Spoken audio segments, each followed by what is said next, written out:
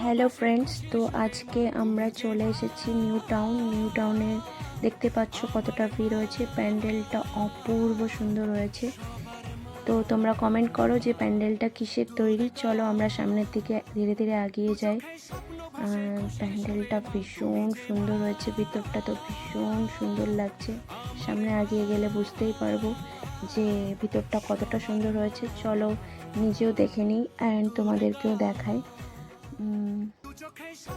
Wow, ভিতরটা অপূর্ব সুন্দর, শিউলি ফুল দিয়ে আমার ভীষণ ভালো লাগছে। তো একটু আগে থেকে তোমাদের দেখিয়ে নিলাম। মায়ের শাড়ি দেওয়া এখানে অপূর্ব সুন্দর লাগছে। আর সামনে আগিয়ে দেখি শিবজির মূর্তি, পুরো মন্দির মতো লাগছে সিনটা। ভীষণ সুন্দর, ভীষণ। ভিতরে প্যান্ডেলটা দেখতে পাচ্ছ অপূর্ব সুন্দর, কাশফুল দিয়ে চারিদিকটা ডেকোরেট করা রয়েছে।